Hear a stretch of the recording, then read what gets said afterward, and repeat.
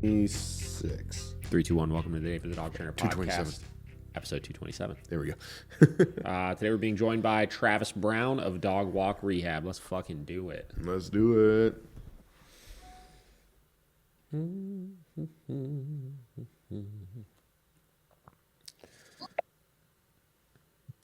What's up, David? Good afternoon. How are you? Good morning, whatever the heck it is. Good morning. Morning for me. Yeah. Almost for you. What time is it? It's 9 for me. Oh, it's 9. That's not bad. Yeah, Nah. yeah, it's 10 here too, so I don't know why I was even thinking afternoon. Yeah, how's it cold over there? It's freezing. Yeah, it's like freaking, like, I don't know, 5 degrees out or some shit. Before wind chill. Yeah, yeah. Hey, boy, Josh. What's up, Josh? Hey, how you doing, man? All right. You're in Houston, right? Is that what I saw? Houston. Yeah. Feels like Cleveland the last couple of days, but Yeah. Yeah, I was gonna say you guys got hit with some snow down there. maybe Dallas. Dallas. Houston. No, it just got really cold. So Yeah, I have family that's in the Dallas area, and I know they were posting that they got a decent amount of snow. Especially, I mean, for Yeah. Texas, obviously Texas. they get snow though. Yeah. It's not too big a deal for them. Okay. Yeah. It's amazing how Houston and Dallas weather-wise can be so different. I guess it's a big ass state, so It's a big, It is a big state. yeah. yeah. So it's almost like a different state. Yeah. But Well, hell yeah. Well, I'm happy to talk with you. You were one of, I think, 3 people that when I made that podcast episode and said I just wanted to fucking bullshit with people about dogs, you were like one of 3 people that reached out about it. We did our first one last week. This is our second one, and I got somebody else that I'm trying to queue up now. So, listen, I'm happy to talk with you. It seems like obviously I've been seeing you comment on stuff. We've exchanged comments back and forth like a decent amount of times for a decent while now. So I'm excited to chat with you. So you sent me a very brief, obviously, like what 4 things you said. I actually laughed at your email that you sent. I thought it was funny. So you said things I'd like to discuss. You said your background, your phone not ringing, your issues with the industry, and why you think your approach is the most effective with the highest percentage of pet dogs. So let's fucking do it, man. Tell us about yourself. Obviously, I know a little bit. I checked out your website, obviously, your social media channels, stuff like that. But why don't you tell us a little bit about yourself, kind of how you got into stuff, and what you do. Well, what I do currently is mostly what you would call last chance dogs who have no other options left besides euthanasia or returning to the various rescues that I work with. Yep. That's almost exclusively what I deal with, the more difficult ones. Yep. How I got into it is probably not like most dog trainers. I hear a lot of trainers say they grew up loving dogs. I didn't dislike dogs, but I had a lot of really bad experiences with dogs growing up. So I was born in 78. So between 78 and 2005, when I got into dogs were either just something that I didn't understand that could hurt me. Yeah. Or I was terrified of them. Yeah. Because I was bitten here when I was 8. Stitches. I had to go get stitches. Yeah. My fault. But in hindsight, most bites that I've had have been my fault. Sure. Which we'll get into. But then when I was like 10, a pack of dogs almost mauled me and my sister. If it weren't for out in the country, if my aunt had not been driving by and saw it and fired a couple rounds in the air, we probably would have been mauled to death. Jesus Christ. So how old were you when that happened? I was probably 10. Damn. And we had a good football field to run back to the house. We would not have made it. And there were probably 5 to 10 closing in on us. Yeah. And my aunt happened to be driving by. Obviously, if you're cool talking about, like, what happened? Well, we just decided, my grandmother lived in like a pasture that they let her live in with her mobile home with a hot wire around it. Yeah. So there were always like cows. Sure. And my sister and I went halfway into the field, which is probably 2 football fields deep. But on the far end and across the street was a house with a bunch of dogs. And we kind of knew they were there, but we forgot about them until we got halfway out and we saw them charging at us. And well, obviously, I go by fight, flight, avoid, surrender. Yeah, sure. You can fight, flight, avoid, or surrender. And you can't fight them. Yeah. You can't flight them. Yeah. We didn't know better, but running is only going to make it a lot worse. Sure. So there are really not a lot of options. There's no avoiding it, and you can't surrender to it. So it would have ended with a tragedy. Yeah, that's crazy. And she was about 12. We wouldn't have made it back. And yeah, it was out in the country, so they just shoot like whenever they feel like it out there. Mm-hmm. Sure. So she just happened to be driving by and just got out and fired a few, and they scattered. That's wild. But we wouldn't have back. Yeah, that's crazy. Yeah, I feel that for sure. Yeah. I mean, I never had any experiences like that. Obviously, I got bit a couple times as a kid by like friends and family's dogs. But like, yeah, I never had dogs growing up or anything. I never really was like a dog person until I was probably 18, something like that. So I feel you on that. You know, I definitely don't have that same like, oh, I love dogs my whole life kind of mentality or anything like that. So, okay. So obviously, yeah, you had, you know, some negative experiences obviously with dogs, you know, leading into things. So what kind of started shifting that into you wanting to work with them? I walked in the house. It was 2005. My mom and my sister were watching Dog Whisperer. It was season 1. Yeah. I don't remember what episode it was. And we didn't even have a dog. And they said, hey, you need to sit down and watch this guy. He's really awesome.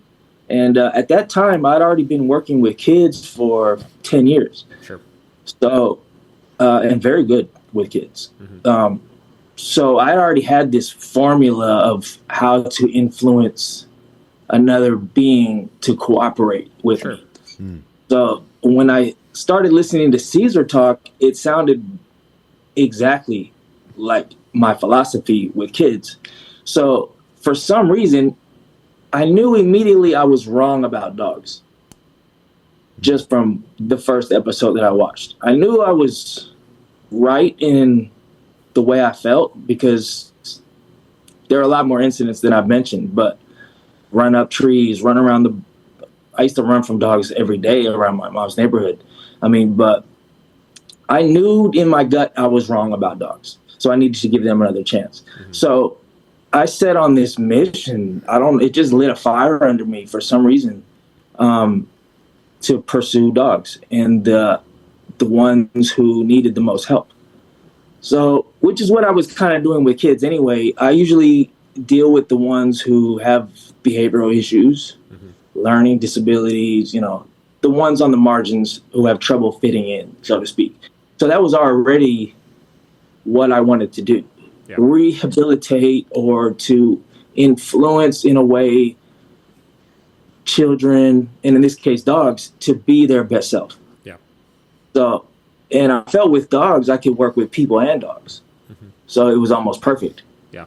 So I studied Cesar religiously I didn't really start off fully until 2017, but from 2005 to 2017, it was more focusing on my personal dogs, helping a few friends with their dogs, and just sinking my feet into Cesar's philosophy, which I know a lot of trainers don't like to give him his due credit, but he is why anybody is even here now. Yeah. I mean, he did pave the way. Yeah. But I feel like a lot of people don't like to give him it. They don't like to say the evil C word. Yeah. The Cesar guy. They don't want to be labeled as the Cesar guy. And I find it, it's very unfortunate that we don't give him the credit that he deserves. But, I agree. Started. Yeah, I agree completely. I think that he was, like, at the time, especially, like, extraordinarily influential for most dog trainers, right? He brought a lot of things to the table, you know, as far as providing good fulfillment for your dogs, obviously, you know, giving the permission for people to just like discipline and take back control over their household, you know, all sorts of things like that. I'm obviously very, you know, I have no problem obviously giving him his flowers with that kind of stuff. So yeah, I agree with you completely though. Yeah, there's people have just like shifted so far one direction from both ends of the spectrum, right? Whether you're in like more of a force-free camp or a balance camp or whatever, you know, people just like, just want to like act like they're so much better than. Yeah. And he made dog training a household thought. That's also a great point as well. Yeah. And rescue period. I mean, I remember in the 90s, you could buy a dog at the Galleria Mall. Yeah. And it was, no one thought twice about it. Yeah. So I think Cesar came, he really did popularize this idea of let's save the ones who have been discarded or irredeemable. Yeah. So that's always, I like a good challenge. So of course I'm going to aim for the most difficult dogs. Sure. Because I like a good challenge. So I already knew immediately that was the trajectory I wanted to go on. There are a lot of people who have worked with puppies, and there's nothing wrong with that. But the dogs who need the most help, there just aren't a lot of people who are willing to go in and deal with dogs when they start using their mouth to solve problems. So that's kind of how it all kind of started with Cesar and my journey with dogs. It didn't really kick off until 2017 when Hurricane Harvey hit Houston. Then I got fully immersed into the rescue world. So before I just look at it like preparing myself for 2017. So Hurricane Harvey hit, displaced dogs all around the city. And that's a separate story of how I got into the rescue world. It was, I walked into an old gutted out grocery store with 300 dogs. Yeah. And the smells and the sounds and the energy that comes from it, something you can't really explain in words. Yeah. But I knew I was in the right place. So just to kind of tell that story, because it did segue me into fully working with dogs and knowing exactly where my place was working with dogs. So I was on my way to the gym one day and I saw a lot of people walking dogs at this shopping strip. I used to go to this grocery store when I was younger, and I just saw a lot of people walking dogs. And I pulled over. I was on my way to the gym, and I asked, what are all these people walking dogs out here for? And she told me there was a shelter inside the grocery store. So I parked and went in, and they were practically like shoving leashes in my face. Please walk some dogs. They were just grabbing people off the streets because this was a month after Hurricane Harvey. Yeah. The city was still upside down. Yeah. So was that like an actual shelter, or was that something they set up because of the hurricane? No, they set it up. It was just like retrofitted it for this. That's crazy. They were in a parking lot at a Katy Mills Mall. Yeah, yeah. All these dogs at first until this place was getting prepared for them to move in. Yeah. So by the time I got there, it was a month after they'd moved in. And it's like we had the behavior dogs in the seafood section and like the ISO dogs in the beverages in the back. Yeah, yeah. And like you walk in and there are like 200 dogs on the main floor and then dogs off to the side and intake and all this. So she basically just handed me some leashes and said, well, here's your row. Knock it out. Yep. And Nice. I would be lying if I said I wasn't intimidated because, Sure. You ever been to a shelter when you walk past the kennels and they're all barking at Yeah. you and you're wondering, do you mean that or is this just a barrier thing? Yeah, for sure. But you don't know until you know sometimes. So I made my way down that row and I started with that first dog. And I remember there was a dog five dogs in named Sparky that was really giving me a lot of crap. And I was thinking, man, I got to get to you eventually. I'm either going to have to pass because they said, if you're not comfortable, don't just go get somebody else. And I really got somebody and I asked them to look at him and advise me as far as whether or not this was safe to pull him out. Because he was really giving a bunch of, he was all bark, no bite. And anyways, I ended up knocking out that row and this was an emergency response shelter. So it was like, I compared to like, the TV show MASH when they're playing cards and then incoming wounded and then everyone springs to action. And that's what it was 24/7. Wow. It was always a dog fight, a dog bite, a dog got loose or, so there was, it was a perfect introduction into a crash course into like, you want to get in this for real, here you go. Yeah. You either sink or swim. So I embraced it completely. I mean, I was a volunteer and I volunteered for the first month and they used to tell me to go home because I was there so much. Yeah. Sweeping the floor. I would spend hours sweeping. Yeah. And eventually a month in, they hired me on. And I remember I mentioned Cesar's name the first week to my boss. And they're like, oh, you're that Cesar guy. And I was blackballed as the Cesar guy the first week. And I was always given less than kind of treatment, in my opinion. Sure. Because I went above and beyond most everybody there. When everyone was sitting down playing games on their phones, I was filling up water bowls or scrubbing dirty crates in the kitchen or taking dogs out who needed extra. But when it came time to establish a behavior team, I was not selected. Yeah. And, that rubbed me the wrong way. But I was in charge off paper. I was in charge anyway, because when people knew when dogs started biting, they weren't around. Yeah. And it was usually me dealing with them. So they knew off the record, I actually was head of behavior. But on paper, I was the Cesar guy. Yeah. And people were real big about not promoting Cesar, which is, I understand, he's come a long way. There are things he does now he's changed the way he's done things, and he does things now that he wouldn't have done then. He'd be the first to. Yeah. So I don't agree with everything anybody does, but Cesar is why I was light years ahead of everybody there.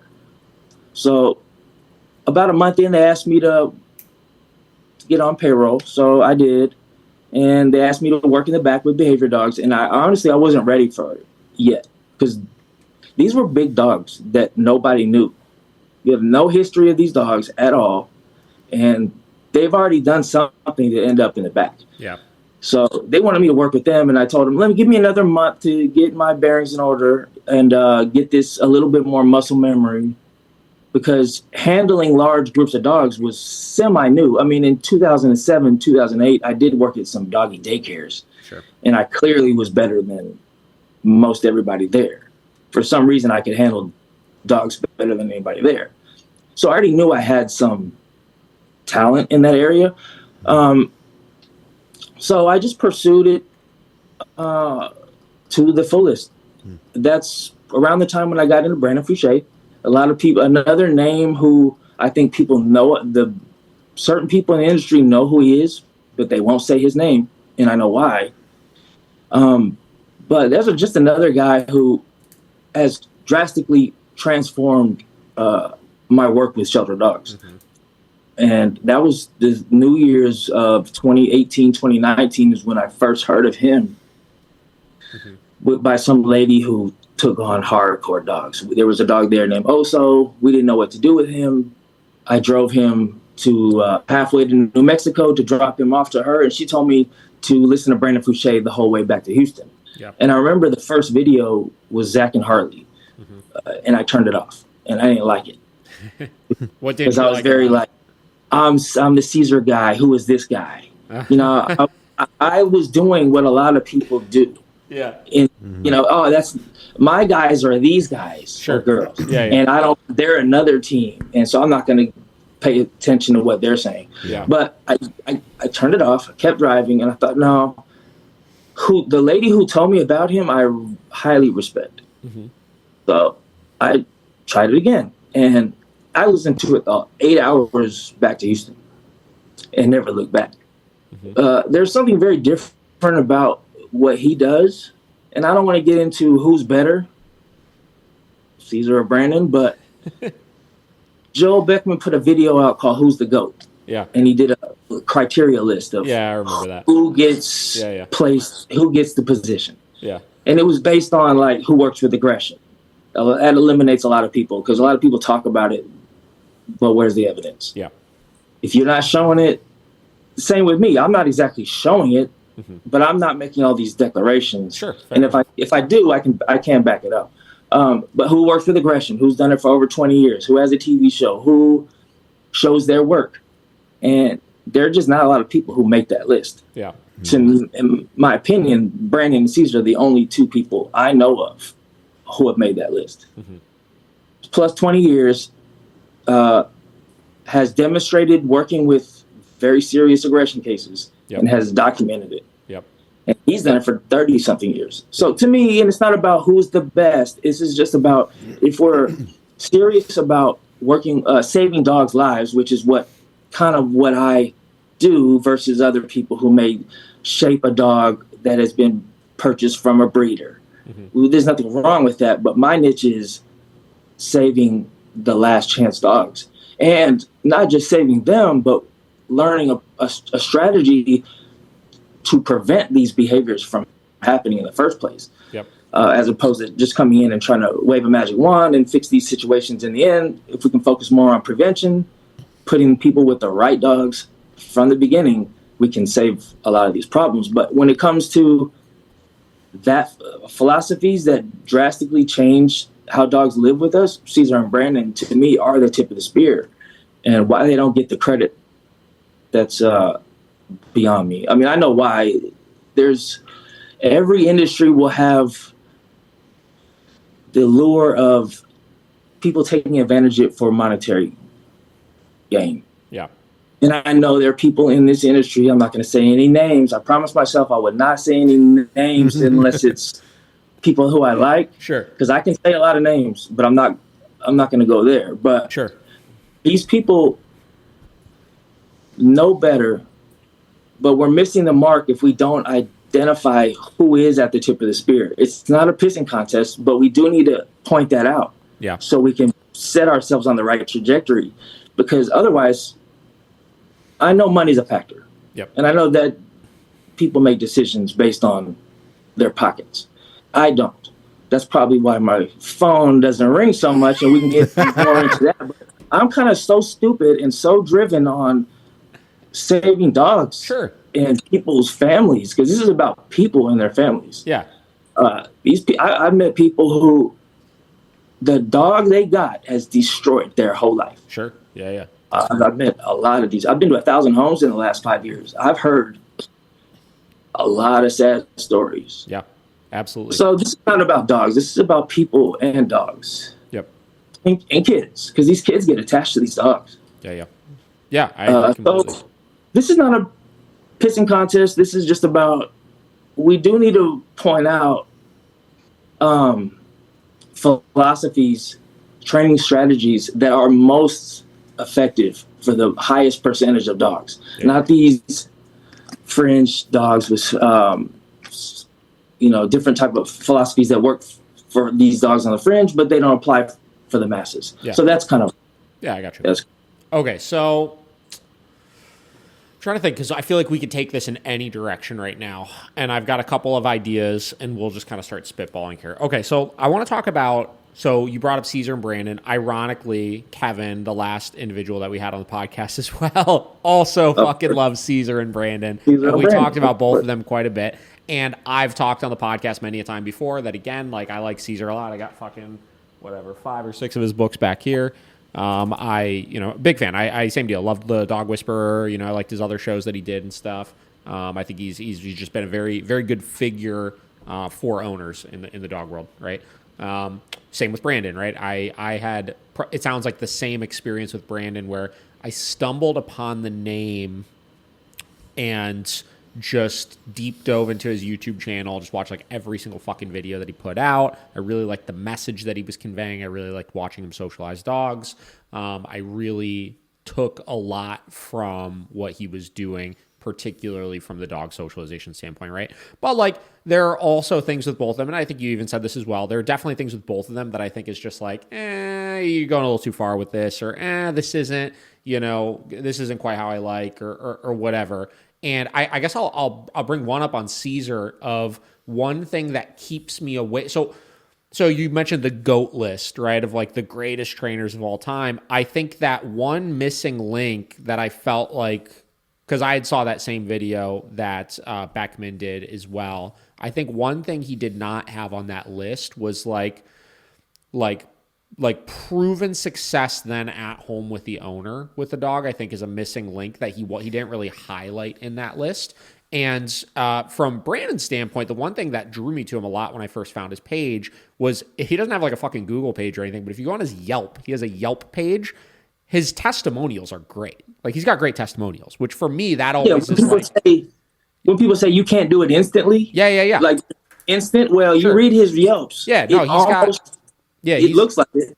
Yeah, he's got excellent reviews on Yelp, which for me, I've always talked about on my podcast, like, customer testimonials is like the gold standard of like, are you actually backing up what you say or not, right? Right. The one thing with Cesar that always was like, I love what you're doing, but the thing that's kept me away from being like this is truly the individual that like is out there like leaving the lasting impact on an individual's life as I think that he could be, is if you watch every single fucking episode of The Dog Whisperer, at the end of the episode, they do the "where is the dog now" kind of thing, right?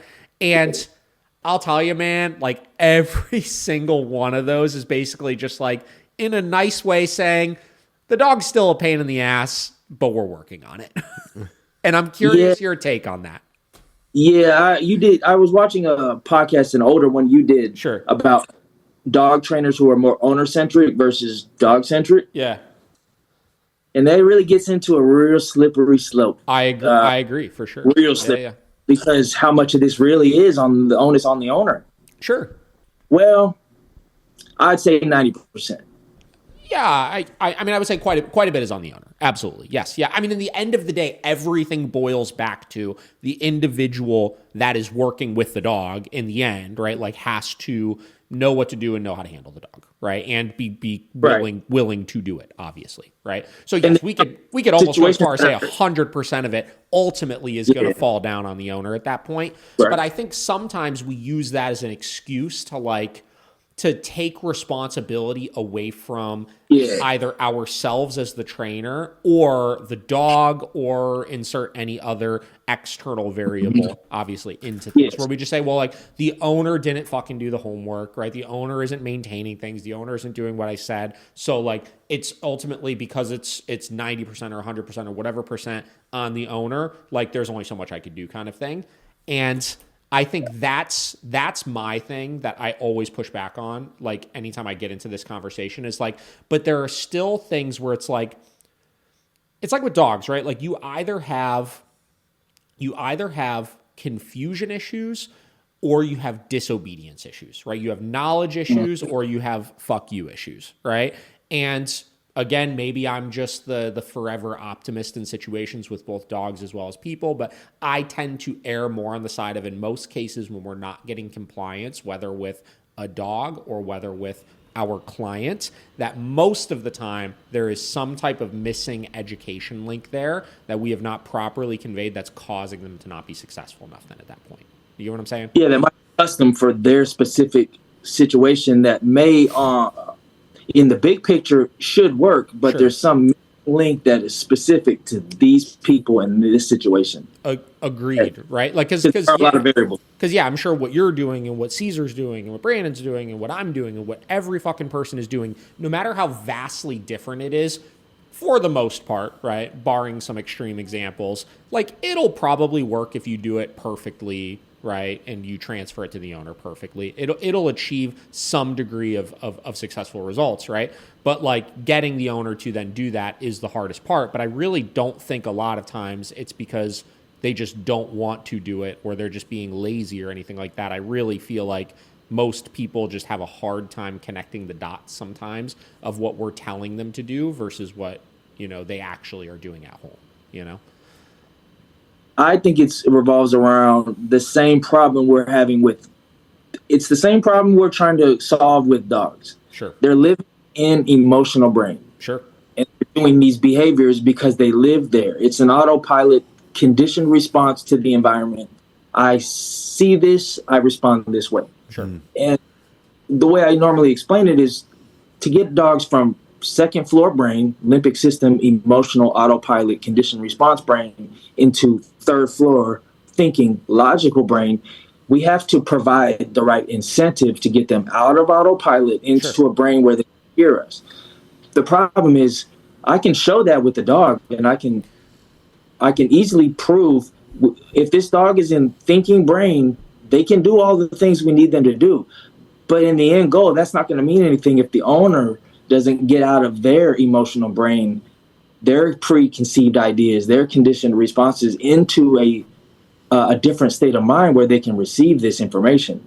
And they're being almost blocked by this emotion of, because like I explain to most of my every client that the psychological hurdle is going to revolve around corrections. Mm-hmm. Most of my clients either are not on board with the idea of corrections, or they are, but they don't know how to go about it without causing problems. I would agree with that. But emotional hurdle that they can't get past because for a lot of reasons, but society has taught us that everything's supposed to be like Disney or it's abusive. Mm-hmm. So a lot of people are just so confused. I don't want to be a dog. The two worst things you can call anybody is a racist and a dog abuser. Sure. Like people will do anything to avoid those two labels. Sure. So I think the concept of corrections is where most people are hitting that hurdle, that psychological hurdle, that if we can't get past that, how they feel about the concept of corrections is it will not work. Mm-hmm. Because I always explain there are three main reasons a dog's not doing what you want. Either they don't, to your point, they don't understand what you're saying. Mm-hmm. So we have to make sure we clarify that first. But they're on board and they want to do it. They just don't know what we're saying. Yeah. Or number two, they're on board and they want to do it and they get an idea of what we're saying, but they can't control their impulses, but they want to do it. Mm-hmm. Or to your point, a dog who knows what you're saying, can control their impulses, but they don't care. It's a defiance issue versus I didn't understand what you were saying. Mm-hmm. So if I go to somebody's house, I'm basically confirming the dog has generalized what I've asked it to do, can control their impulses. This is not a matter of oppositional defiance. This was just a matter of clarifying and working through the impulse issue through repetitions.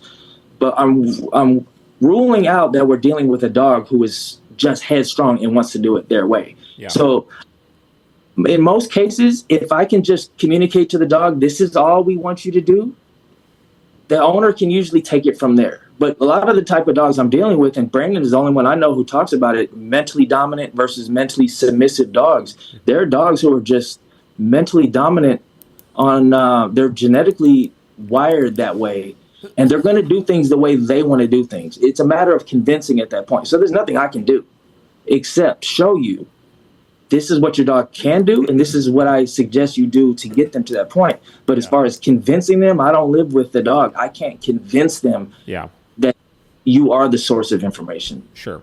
And with when Brandon goes into the whole mentally dominant, mentally submissive, physically dominant, physically submissive thing. God, I can't fucking talk today, man. Saying those things fast is hard. But I think what he's referring to in those cases is how to determine how to adequately motivate the dog, right? So he talks a lot about you have a physically dominant dog, and those physically dominant dogs are more mentally submissive generally, and then the contrary, right? If you have a physically dominant physically dominant dog, those dogs are generally mentally submissive. So the types of aversives that they're going to be motivated by are going to be different, right? Yeah, more physical ones or mental ones then at that point, which I will say that is also something that I took away from Brandon was that concept of determining what they're motivated by from an aversive standpoint based on that. I have found that to be another just random thing just to throw it out there that I was definitely I definitely took away from his work. But I agree with you. I guess the reason why I brought up the whole Cesar and looking back at the at the end of the episode, how they always basically go it's it's going okay kind of thing, is I think sometimes we can get back to the human-centric, dog-centric. We can get too far in the direction of just focused on man, when I'm with this dog is great. They don't have these issues anymore. Everything's good, right? And I go and I show the owner what to do, and they seem like they're motivated to do it, and they seem like they understand what I'm asking. But then it just ultimately falls apart because we aren't aware that some of these methods, particularly I think when you get into guys like Brandon or Cesar, where everything is a little bit more, I don't want to say gray, but it's it's a lot more off feel. It's a lot more off of intuition with things and stuff like that. It's just so fucking difficult for somebody that doesn't work with dogs every single day to be able to do that. You know what I mean? Really, how do you teach that, right?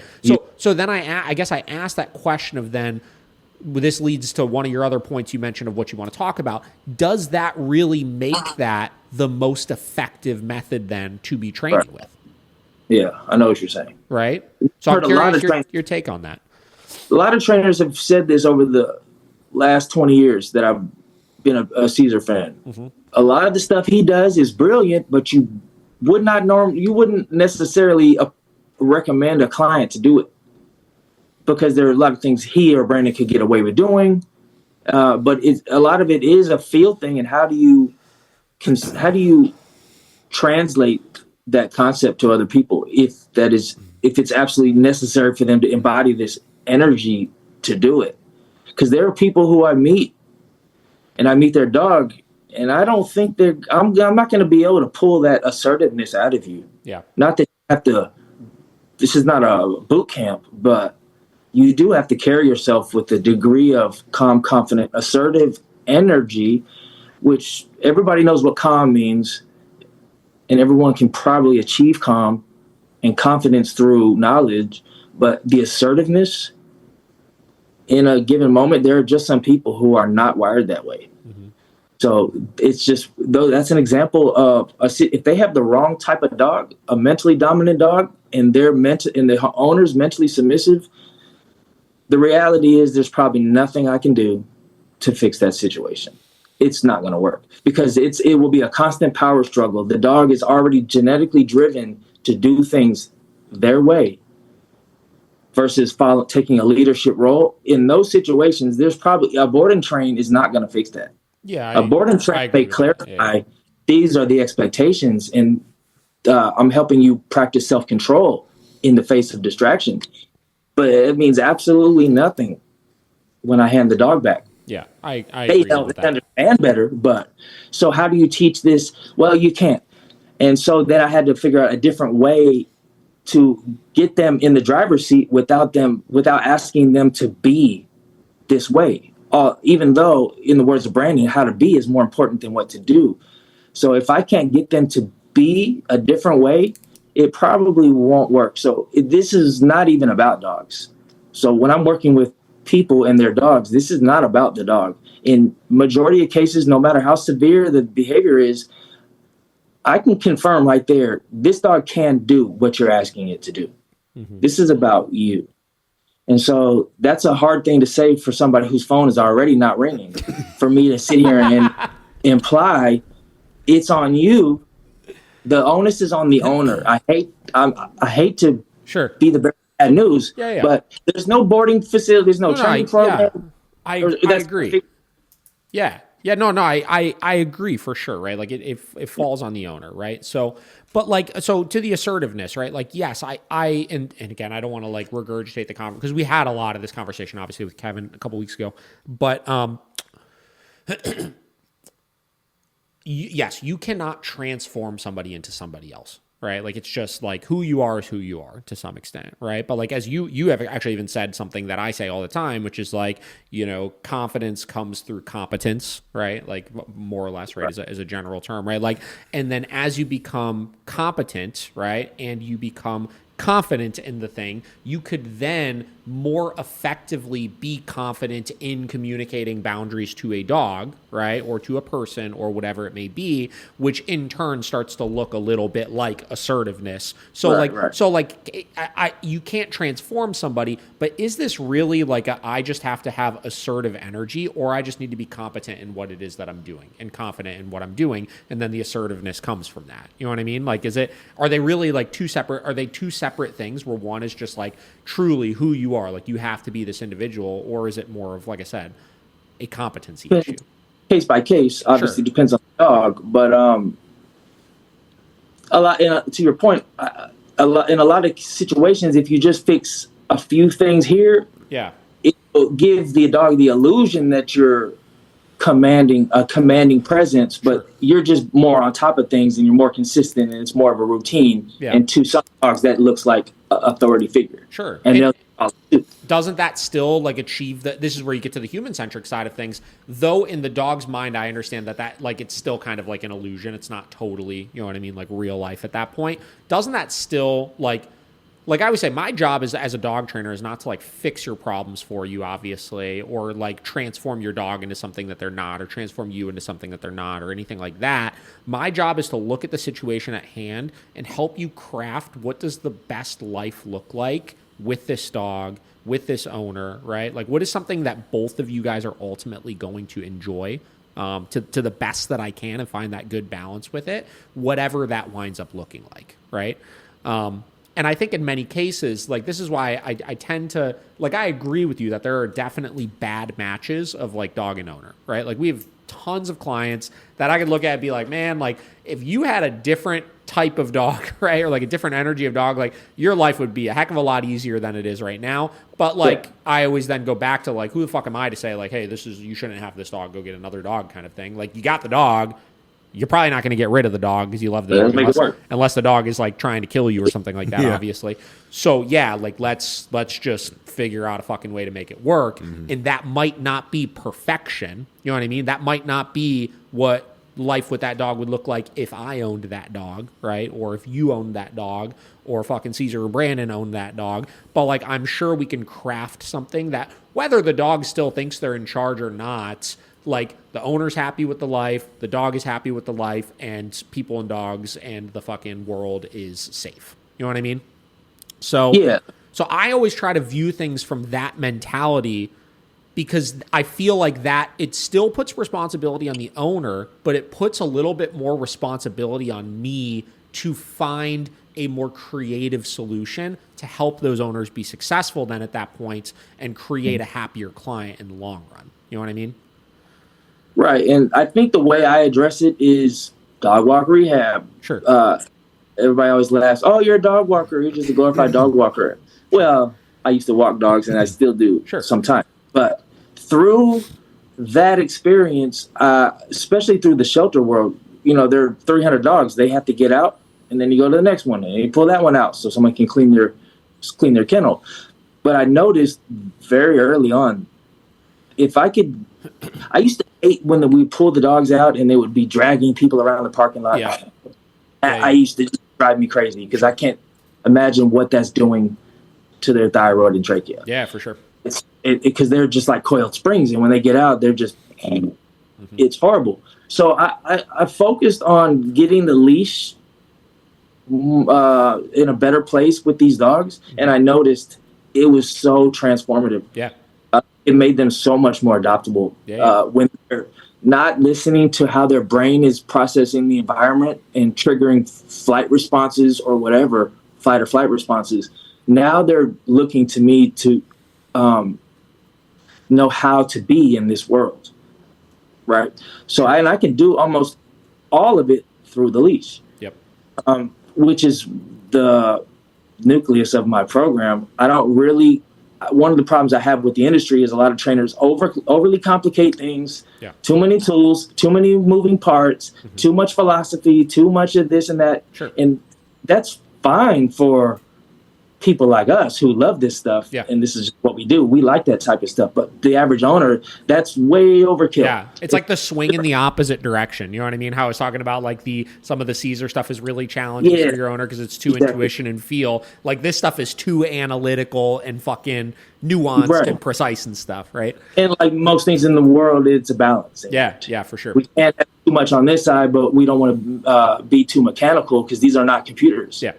Agreed. So, and that's why I like Cesar and Brandon. They focus a lot more on the psychological state versus cookie cutter physical positions to put dogs in to give the illusion that you've solved the problem.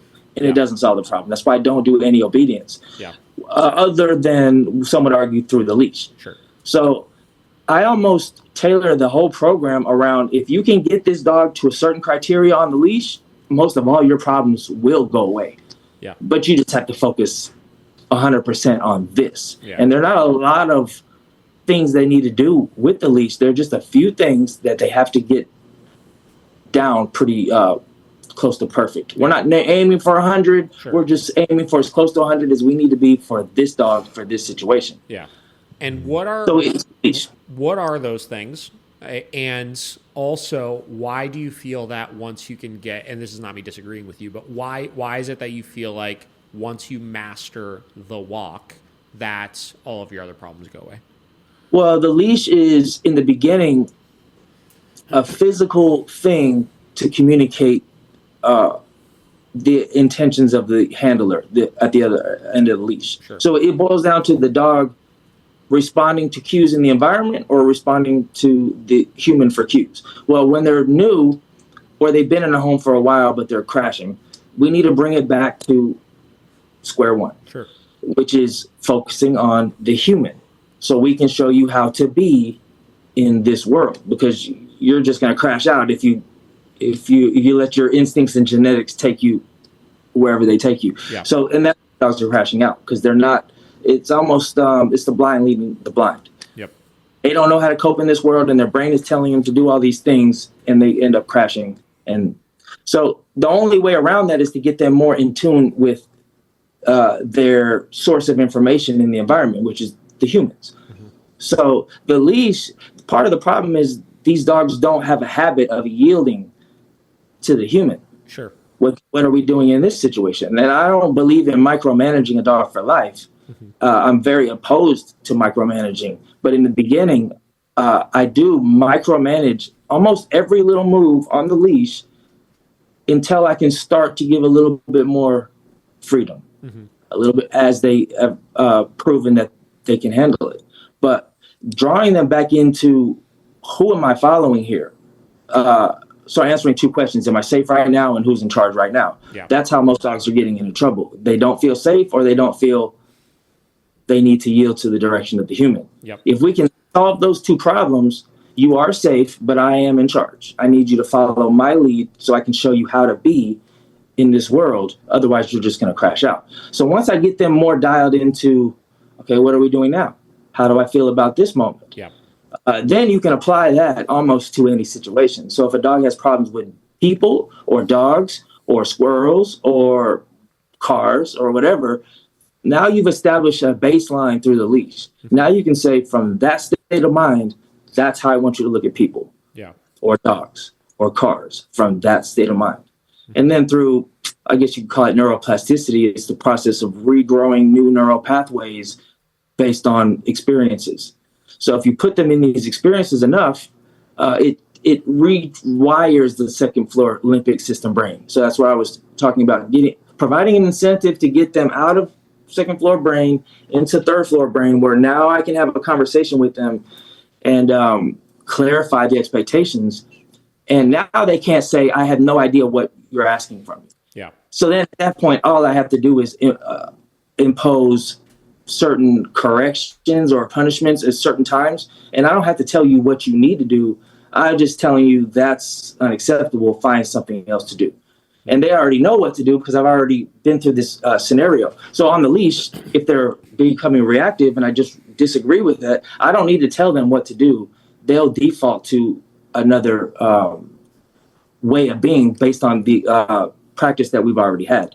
Mm-hmm. Even if I could tell them, like a child, I could explain to a child, don't do ABC, do XYZ instead. You can't do that with a dog. Yeah. You can only, in a sense, set them up to fail, disagree, and then they're choosing a different alternative behavior. Sure. And then say nothing by default. That's good. I think we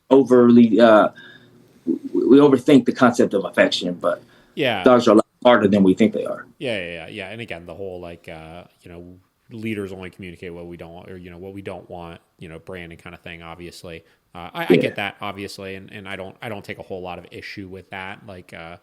I for the most part, like in many of the cases where we're using rewards, they're not necessary. I do think that they could be beneficial sometimes, obviously, because I think that, I do think there is something to be said about leaving out one entire communication spectrum, right? Or whatever you want to call it, of communicating when they're doing something accurate, sometimes can be productive for dogs that really are struggling with finding, more appropriate coping mechanisms for certain things. But again, like I said, I played around with that concept quite a bit when I found Brandon. Okay. So let's say you get a new client, right? Client hires you and they hire you for, I don't know, insert behavior. Give me a behavioral issue, Josh. Food aggression. You know what's hilarious? I was thinking that same fucking one when you said it. We're one in the same right now. Okay, so food aggression. Somebody calls you to say, hey, my dog's got really serious resource guarding issues. And we're not talking just like a little bit of like, oh, grumble, growl here or there. We're talking a dog that's like trying to go after you like pretty committedly if you try to take a bone from them or take their food from them or things like that, right? What's kind of like how do you help that client through that situation? Because I know another thing you said, and I don't know, because again, this is just small little, comment exchanges here and there that we've had. I know in many cases you only do a couple of sessions with a client. Is that correct? Right. Okay. So they don't end up being 2 to 3, I'd say. 2 to 3. Okay. So food aggression, right? Like walk me through what a 2 to 3 session program might, I know you can't say exactly, but might hypothetically look like, if me, client with dog that wants to kill people over food, hired you. Well, I would first assume that the food is not the only issue. Sure. That's highly unlikely. Sure. Yeah. That's the issue. It's just a classic Cesar. That's only a symptom of a bigger problem. Sure. So there's obviously a relationship issue. That's where the term wolfing it down comes from. Mm-hmm. A lot of times a dog can feel, I have to get it before someone takes it from me. So in that case, it would be a fear response. Mm-hmm. I have to eat. I got to eat it before you take it from me. So I'm going to wolf it down, and I may be defensive about it. Mm-hmm. Versus a dog who has a possessive mentality and they are claiming it just to claim it. Mm-hmm. They don't feel threatened. They just want to make it clear, I'm not threatened, but it's not yours. And I want you to know it's not yours. Sure. But those are not the type of things I would ever hit head on. Sure. I would never challenge a dog over food because leaders don't challenge. They psychologically dominate. So I wouldn't psychologically even dominate a dog in that moment. And I've heard it said, I think I agree with it. How do you tell if it's real, if the dog has true intentions? If you step towards them and they become quiet and still and growl, and then if you back off, if after 15 seconds their body softens and they go back, that's very different than a dog who holds that posture after 15 seconds of you giving space. That'll almost tell you what type of dog you're dealing with. But you could address both of that through the leash. So if you could imagine a toy boat on dental floss, if I move this way, a toy boat on dental floss. A toy boat on dental floss. The boat would move smoothly with you this way, or move smoothly with you this way. The only difference between what I'm doing with a dog, I'm not really looking for anything physical to tell the dog to move this way. I'm just saying, my feet are moving this way. I'm asking you to move this way. Sure. So then once I've established that, then I can do stuff like, and I do this all the time as just the default drill that I do at home. I ask them to bring out some food that's irresistible. Yeah. And I'll throw it on the ground. And through energy body language, I don't do much physical at all. I used to, but through Cesar and Brandon, I've probably 98% non-physical. Yeah. I don't do any. This should all be done through energy, body language, and sound. Yeah, but isn't the leash is physical, right? In the beginning, it was, but at this point, when I'm introducing the food, it is completely loose, and I almost wanted them to forget it's there. Got it. So this is an off leash. I am influencing you through energy, body language. Okay. Obviously, some dogs are very aware the leash is still there. Yeah, for sure. But I want non-physically for me to be able to influence that dog through psychological domination. I know that's an evil word in this industry sometimes, but it is what it is. That's what they do to each other. That's what a cat is doing to a dog to tell him not to come in the kitchen. They're psychologically dominating them. Sure. But they don't have to do anything physical. It's getting in their head. So if I can get in their head to avoid that food that's sitting right in front of them or to walk right over it, and then I can give more leash and full access, and then I can drop the leash and give the dog full access to the food, and I'm standing 15 feet away, but they're avoiding the thing they really do want. I would call that successful. Brandon calls it hormone manipulation therapy. Yeah. Where he's changing the chemistry in the brain to be subordinate in situations they would previously feel dominant or assertive. So if a dog is feeling that way over food, whether it was from a place of fear or a place of dominance, it's slightly different how I would go about it, but generally it's the same approach. I'm just saying whatever the root cause of you behaving that way, whatever it is doesn't really matter at the end of the day. I just need you to accept that I'm claiming the food as mine. Yeah. And I will distribute it as like communism, I guess you could say. I am that role, and I will distribute it as I see fit. Sure. And once they, through their body language, you can tell when they have accepted it or they're not quite accepting it. Yeah. I don't want avoidance. I want surrender, acceptance. So to a point, Todd Langston, one of Cesar's head guys, we don't want a dog stuck in avoidance. So avoiding the food, that's not enough for me. They have not psychologically surrendered. What's the difference between the two to you? The body language. The avoidance would be, I can't look at it or else I'm going to take the food. Yeah. So I'm physically doing things to keep myself in criteria. Sure. But the surrender would be, I can be in the presence of it with calm body language, versus there being like a dog walking on eggshells around it. No, which I would do in the beginning. Yeah. Because avoidance is better than fight. Sure. Yeah.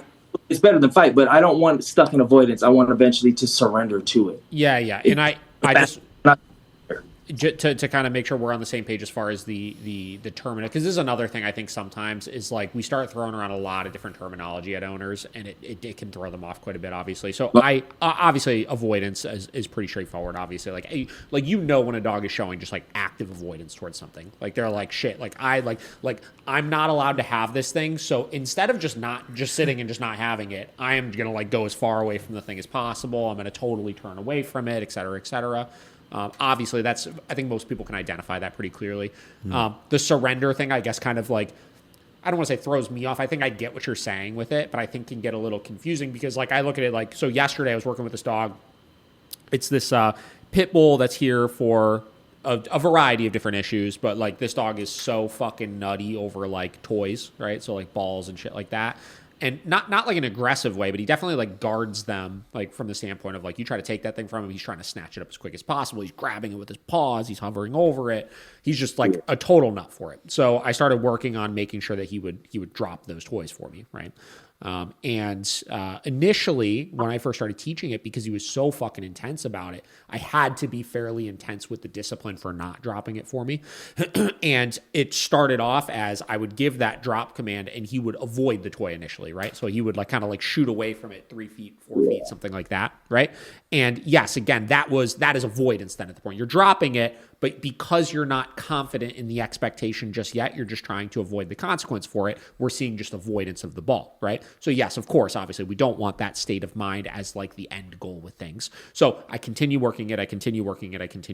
And as I work it and he becomes more confident and competent in the expectation that I'm holding him to, he starts understanding, oh, okay, cool. Like I just drop it. This guy's not a threat to me. There's no consequence coming as long as I drop it, and the game starts right away again as soon as I do it, essentially, right? So that state of mind where he's just like, oh, okay, cool, I can drop it, but everything's fine. To me, I just say that that's competency of the command, obviously. To you, is that what you're referring to when you say surrender, or is it something different? Or help me kind of bridge the gap with that, I guess. Well, the dog could physically surrender or psychologically surrender. So if the dog is, and I have on the list I sent you of some of my videos, there's one on Kyla, it's a pit at the shelter, who will not let the ball go. Sure. But she can't walk on a leash. She's too sound sensitive. She's going to destroy her throat. You cannot walk this dog. So they have to throw the ball to drain her. Yeah. But they can't get her to drop that ball.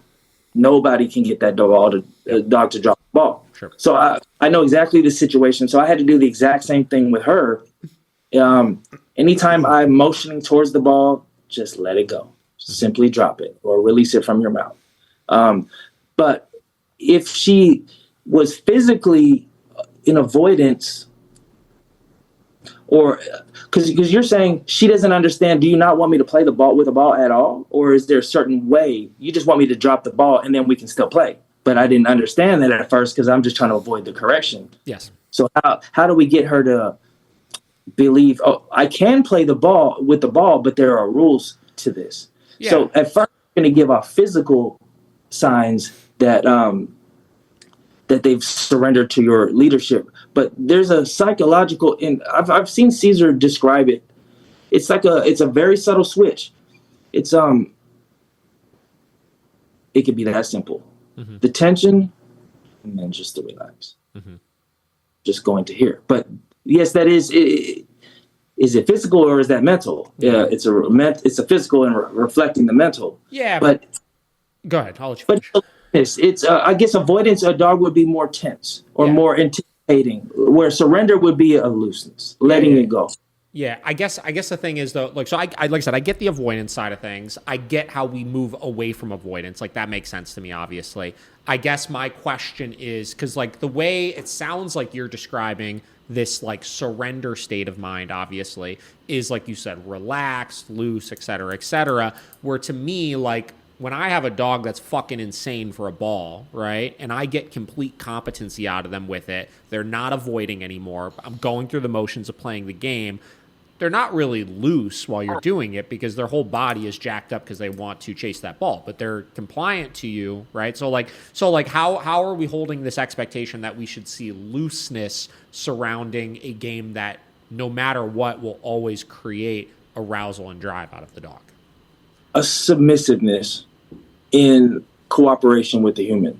Sure. So compliant, you're just looking for compliance then at that point? Or I'm looking for yeah, but not like with a gun to your head compliance. Well, sure, that would be more like the avoidance and like, you know what I mean? Like that would like if there's a lot of fear and stuff, like compliance, obviously, sure, it can come. That's more on the side of the avoidance, though, right? Yeah, but you can surrender to something, but feeling I have to. I don't really want to, but I'm surrendering to this because I feel like I'm at gunpoint. Sure. Versus, I'm surrendering to this because now I understand I can still play this game. You've just established rules to this game, which I was confused about, but now I understand them, and now I'm calm surrender, calm follower state of mind. Yeah. So I'm looking for a dog who is in a leader state of mind or in a follower state of mind. Yeah. The body language. So now we're playing this game, and now you understand the criteria, but your energy is a submissiveness to it. Yeah. Versus I look very much into excited dominant or excited submissive behavior. Mm-hmm. So in that case, I would be looking for excited submissive behavior. Like this pit I was talking about, Kyla. Yeah. She you can see the energy once she understood what I was asking her to do. And there were times when she would run past me and I want her to know, I'm going to grab you and still pet you. I don't necessarily just want the ball. I just want you. I'm not competing over this ball. Yeah. Would you say that compliance and submission can be used relatively interchangeably? No. Okay. Because people can comply with the law, but they're not. I used to come from, I used to hate police and military. I was just young and dumb, but I hated them. But now I don't not speed or follow rules because I feel like if I don't, then this will happen. I do it because I'm on board with the concept of structure in society. Mm-hmm. So I've surrendered to it willingly. Mm. That's what I'm looking for with dogs. Versus people who we know who just follow the law because, I don't want to deal with it. I just feel like, okay, so this is where when this conversation always starts to kind of shift in this direction, I don't fully get on board with some of it. And my reason for it is, like, I get that. Like, I too am kind of the mindset that I'm just like, listen, like, I'm okay with, like, following direction for the most part. Like, I understand we have to have rules and boundaries as a society in order to, like, not, spiral into full-on fucking chaos, et cetera, et cetera, et cetera. But in the end of the day, if I trace it all the fucking way back, right, I also really don't want to fucking go to jail, really don't want to fucking go to prison, really don't want to have to deal with all of the shit that comes with that, obviously. Really don't want to have to deal with all the shit that comes with having a fucking felony over my name, et cetera, et cetera, et cetera. And though there are, I'm sure, plenty of situations where there is a competing motivator that's pretty enticing for me to want to speed or want to do this or want to do that, the consequences are still the thing that keep me from doing it, not just this, like, I'm happy to just comply with whatever the fuck the government tells me that I should do or whatever kind of thing, right? And but that's just compliance. In your case, in that case, that would only be compliance. That's very different than, like, I don't want to go to, I've been to jail. Sure. It's not. Yeah. And stupid stuff, little speeding. Sure. I went to jail for speeding. Sure. And I don't speed anymore, but not necessarily because I don't want to go to jail, but because I could kill myself. I could kill somebody. How would I would never. Those are consequences, though, right? Those are consequences that are more I'm just saying there are for other you to reasons. want to avoid. But I also want to live in a society where I am playing by the rules. Sure. I don't want rules, and I don't want. I don't want to get too far into RK selection, but K-type organisms want to. They'd rather lose playing by the rules than to win by cheating. Sure. I want rules and structure in society. K-type organisms. Plenty of people will disagree with this, but it's a very controversial topic. But humans, dogs, wolves, lions, elephants, we're pack species. Mm-hmm. We live and die based on structure that we have to either surrender to or oppose it and go form your own pack. But we do live by a set of structures that you have to surrender to and agree with. And that's really, I guess what I'm trying to say is, doing it just for the sake of, for selfish reasons, I just don't want to get in trouble, or for the sake of the pack. I think it could be two at once, though, right? Like, because in the end of the day, like, we could understand, we could agree on these rules, you know what I mean? And it's like, cool, that makes life more fun because everybody has parameters that they can hold themselves within. But in the end of the day, if those parameters are never going to be enforced ever, right? At some point, competing motivators will take in, and there will be like we don't just exist within and this is last episode that I had, like, we were talking about like different relationships you have with people, personal, professional, romantic, et cetera, right? Like, if there weren't consequences that shaped how those relationships were created, whether good or bad, like, what motivation would there be to do things in any particular way or within any type of parameter? Mm. Well, with RK selection, if you brought it all the way back to why every species on Earth, living organism, does what they do, it all boils down to passing on genetics. Sure. Everything revolves around passing on genetics. So what's worse than physical death? The same with all species. Ostracism, because that's genetic death. Yeah. That's worse. Yeah. So the need to be a part of, to be part of the group is, I guess, is what I'm tapping into, because there's this internal need to either go with the flow or establish your own order. But there has to be order that we respect and surrender to, versus just going with the flow just for the sake of, but I don't want something to happen to me. Mm-hmm. So like, but even that ostracization thing, right? Like, you get isolated from the pack, you can't pass your genes on, et cetera, et cetera. That's like the ultimate consequence, right? Penalty, yeah. Yeah, it's the ultimate penalty, the ultimate consequence. So that's what's that? It is about self. It is about self. Then I guess at that point, to your point, it is still about self. Yeah. I need to do this, but it's to your point, it is about self and the pack. Sure. How do you blend those two? Because I wouldn't expect a dog to do what I say 100%. They still have self-preservation in them to oppose me at any point if they really feel like they can do something different. It's in their best interest to do something different. Sure. So, there is a constant balance between, do I look out for myself or do I look out for the pack? Yeah.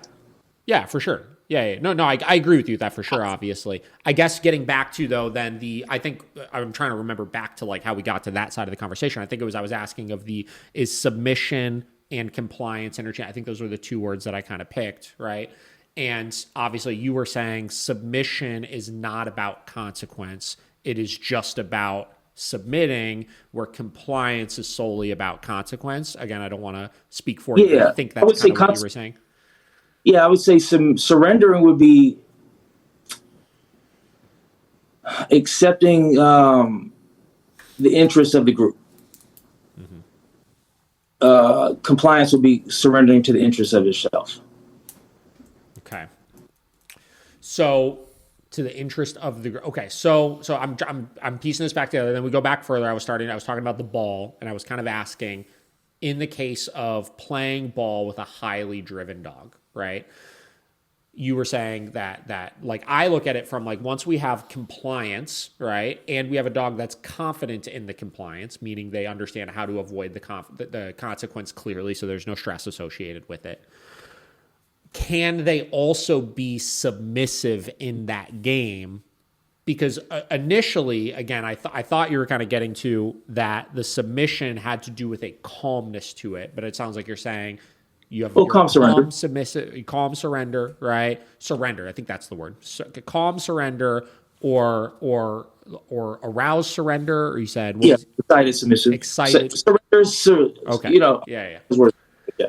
Yeah. So this is where, like I said, this is where I start getting lost here, because there's like there's so much terminology that's thrown around. You know what I mean? And it's like, I guess back to just like what we talked about at the beginning of this, which is like, man, when we work with our clients, like, sure, ultimately this falls on them, right? 95%, 100%, whatever it is up to them, right? But I was kind of getting to, I try to cater my program and my approach towards doing everything I can to make it as easy as possible for them to be able to obviously take that ball and roll with it and perform as close to that 95%, 100% as I possibly can. Do you feel that this much terminology that we kind of like to use when we're discussing these kinds of things or talking about these things, like does that help or hurt that mission? I guess is kind of the point that I'm trying to get at here. And this has always been my biggest issue with like I said, like Cesar and like guys like that, is I love them. I appreciate everything that they've done. But sometimes when you get into a lot of like the jargon and the way that we talk about things where there's not even really a concise definition for every single one of these individual terms that we have here, I think at a certain point, it's just like there's so much information and you just see the glaze over happening. You know what I mean? Right. And before I even do any leash work or anything with the client, I always sit down with them for 20, 30 minutes before I do anything and explain what I'm doing and what to look for. So in the case with this, let's say with the leash, there's a difference between you're just doing what I'm asking you to do. You're just being compliant, but you're not really surrendering to it. Mm-hmm. You're just physically going through the motions, but psychologically you're not in the state of mind I'm looking for. Yeah. So that's not the end goal until they're moving on a leash in criteria, but with a certain energy. Mm-hmm. I guess happy-go-lucky energy, you could say. That's one way I would. Are you in a follower state of mind and happy-go-lucky? I've considered you surrendering to what I've asked you. If you're just in a follower state of mind, but you're not happy-go-lucky, then you may just be in compliance. You see what I'm saying? Yeah. I need this is what I like about IGP. They do judge on the psychological state of the dog. I really like that. Yes. Because I don't care if the dog is doing it. Yeah, sure. If I care to eliminate a behavior, it doesn't mean anything if you're just now not doing it. You may have a moment where you look kind of depressed or sad. Yeah. But how long until you rebound back to happy-go-lucky? Yeah. Now I know what I want, and now I've accepted it, and I'm back to happy-go-lucky. That is the end goal, not just behavior or getting a dog in a physically compliant. Yeah. The difference between physical and psychological. Yeah. When I think trainers focus too much on the physical, they look like they're in compliance. They look like they're in position or physical positions, but mentally they're not there. Yeah, I got you. So this will give an owner or any trainer the false sense of when to move forward or when to pull back. Yeah. When to add more drops or when to excuse me. Bless you. Yeah. Not add more drops. Sure. Because the body language, which is a reflection of the psychological state. Yeah. Yeah. So I spent a lot of time reading the body language to try to figure out where you are psychologically to see if you have surrendered and accepted it or you're just going through the motions. Yeah. Which going through the motions, again, is better than fight or flight, but it's not quite where I want you in the end goal. Yeah. And so this is why I simplify it all the way down to the leash. If clients can understand this concept just by way of the leash, seeing when their dog is just physically going through the motions, or they're back to themselves, Yeah. but going to the Sure. Yeah. two different. Yeah, and I guess a little difference is, again, you're not doing really any obedience training aside from, we'll call your leash walking, whatever. There is an expectation when you're walking on the leash, obviously, but aside from that, there is only expectations of what we don't want the dog to do, right? So I establish limitations, then you can be whatever you within those boundaries. I just want you to know what is not allowed. Yeah. So obviously, you mentioned one of your big goals is the happy-go-lucky state of mind, obviously, that you're achieving. How do we I feel like there are a lot of dogs that we'll work with that they definitely not in a couple of weeks will achieve a happy-go-lucky state of mind. You know what I mean? Right. There are some dogs that are just so in their home. That's very different. Yeah, but I'm talking even at home, right? There's a lot of dogs, because we don't just do board and trains, obviously. We do a lot of just standard one-on-one programs with things. There are some dogs you'll meet that just in their home, they are just a wreck, right? They're just you first meet them, they're terrified of everything. They're extraordinarily anxious, constantly. They're extraordinarily hyperactive and reactive towards things. You know what I mean? And though, yes, we should make our target goal always, how do we strive towards getting this dog more and more, confident and happy and loose and et cetera, et cetera. We know that goal for these dogs is either so far away or for some dogs, I truly think they have such poor genetics that they will never get as good with that as you want them to get, right? So how do we cater programs around those dogs? I'm guessing if we make our benchmarks for we don't move on until we achieve this state of mind, that we make that the benchmark. How do we move forward with those types of dogs then at that point?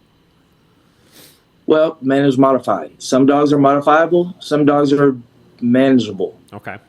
That's what we're trying to figure out is, and I'm only, in the words of Cesar, I'm only going to take you 80%, 90%, but you have to take it the rest of the way. Yeah. So, yeah, there are some dogs who are genetic messes. You've met them, I've met them. Yeah. And no test you can take to determine what that dog is actually capable of. Or if they just need a little fire lit under them the right way, can they realize who they really are? Mm-hmm. So I don't really meet those dogs, honestly. I've probably dealt with 5,000 to 10,000 dogs in my life so far. Mm-hmm. I don't normally meet those dogs. Mm-hmm. I do meet dogs who, in other words, how Cesar talks about front of the pack, middle of the pack, back of the pack. Mm-hmm. Well, I use that same philosophy with the roles that I'm playing with dogs. I'm playing front of the pack sometimes, middle of the pack sometimes, and back of the pack sometimes. So middle of the pack is my happy-go-lucky disposition, which is my default. Everything is fine until it's not. Then I put on my front of the pack role hat, deal with that little situation, and as soon as they are calm, surrender, and have accepted it, then I'm back to middle of the pack. Mm-hmm. And then when the energy's just right, I may play back of the pack and play very soft, submissive role. But I have to be as good at the middle and back of the pack role as I am with the front. So I can't just be good at telling a dog not to do things. I have to be equally as good at bringing this out or bringing the softness out of a dog as I am enforcing rules boundaries, establishing and enforcing rules, boundaries, limitations. So I've practiced not just getting the dog to stop the behavior, but how to bring this energy out of them. So a lot of homes, like you're describing, this is why Cesar would take the dog away from the home on rollerblades or whatever, drain their energy, then have a conversation with them from a different state of mind. Then we can integrate that back inside the house. But first removing them from the home to see who the dog really is, then you can get a clear idea of the contrast between who the dog is and who they become in the home. Yeah. And then just kind of work through there to see is this a modifiable type of dog, or is this actually is it actually modifiable, or is this just manageable? Yeah. Because some dogs, you don't know if they're just backyard bred messes. Yeah. I'm pretty sure I have a couple of them. Yeah. And like Millie, for example, it doesn't matter what I do. Mm-hmm. He's going to go there. Yeah. And whereas the other one, they're both former extreme human aggressive. One of them, I can take anywhere. We've been to hundreds of places, never had a problem. He let it all the way go. We could argue that was learned. There's some genetics in there that drove him. He's very sensitive. But Millie, on the other hand, is genetically driven. She likes it. She likes to put pressure on people and dogs. She gets a kick out of it. Mm-hmm. That's genetic. She gets high off of it. So with her, I'm not looking for 100. In my presence, she will not fixate on walks. She will not go after dogs in the house. But if I'm not there and my mom is watching, that's a totally different story. Mm-hmm. So, but not with Prince. My mom can handle him, and he's the same dog even if I'm there or not. But Millie is not quite the case. Most of the time, there's 98% of the time there are no problems, but there's still something genetic, and she'll just never be that dog. Yeah, I gotcha. I've gotten her as close to that as possible, but there are just some dogs who you won't know until you've gone through the motions to determine, okay, this one is obviously modifiable, but this one will just require management. Yeah. And they'll be, but sure. They just, some deficit there that they can't get past it. Yeah. Well, yeah. Mentally done. I obviously, she's mentally. I appreciate the talk on managing things, obviously, because I think that's another thing that sometimes gets missed in these conversations as we talk in this sense that, like, you're going to just transform all of these dogs into just something that they're not, right? Which we know is just absolutely not the case, right?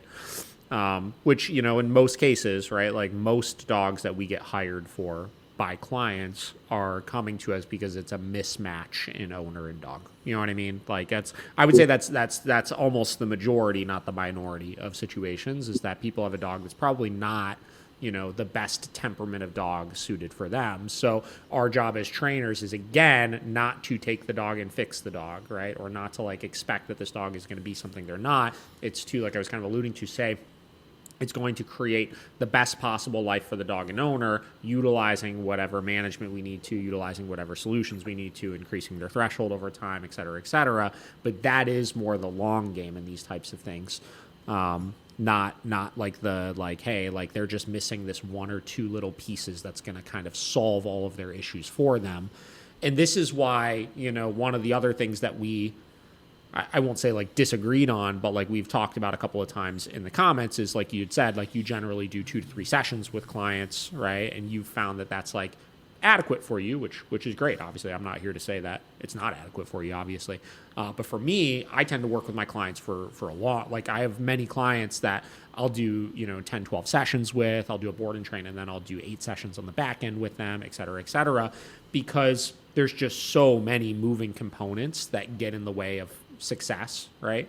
And so many different things we have to almost like trial out and see, is this going to be an effective either management solution or solution to increase your dog's threshold or any of those types of things, where, you know, I feel like I need that time to be able to really get things into as sound of a place as needed, so that, you know, my testimonials, you know, again, I'm just speaking for myself here, my testimonials are from the lens of like, hey, like, we're actually in a really stable spot without any issues anymore, as opposed to I'll go back to the what I mentioned at the end of like the dog whisperer, where like the testimonials that they put at the end of the show are just kind of like, well, like we have some new tools in our toolbox we'll continue to work with for the next few months and like hopefully see the results that we're looking for, kind of thing. You know what I mean? Right. What's that? Not a finished product. Sure.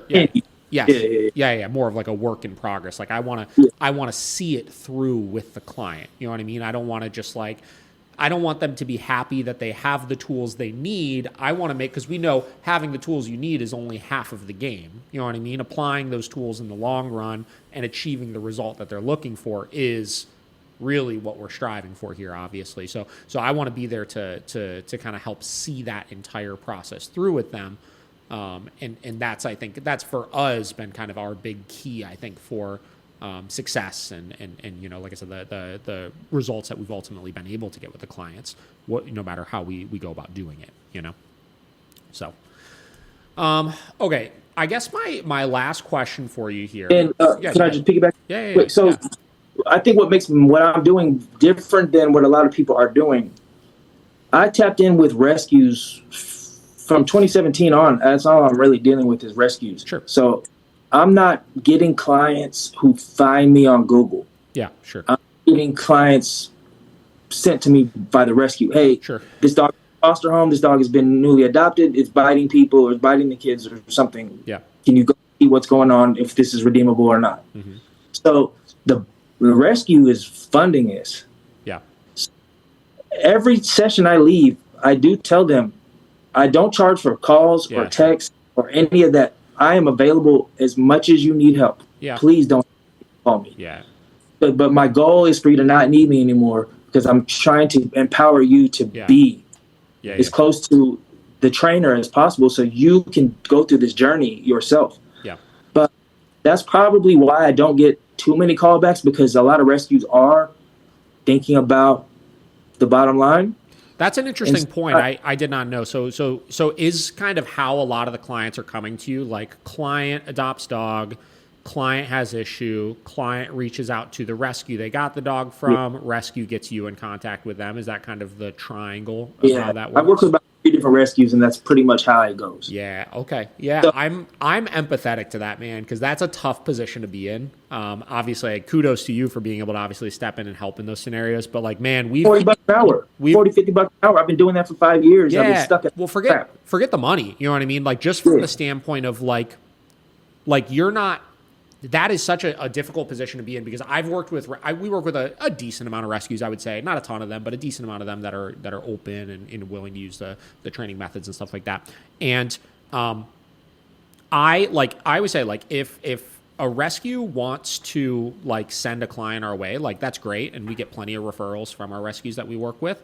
But like, I never have that communication go like that way. You know what I mean? Like, I want the client, whoever owns the dog, to really know everything about us and what we do and want to commit to us because they want to do it, not because the rescue is telling them that they should do it. You know what I mean? Because that's so different. Because when you have those people, rescue sends here, this guy will help you. If they're not on board with the program, they can't be invested. I look at it like, we do some programs where we'll like take a dog from a rescue where they'll send the dog to us for training. We'll train the dog, and then we'll kind of help them home the dog out.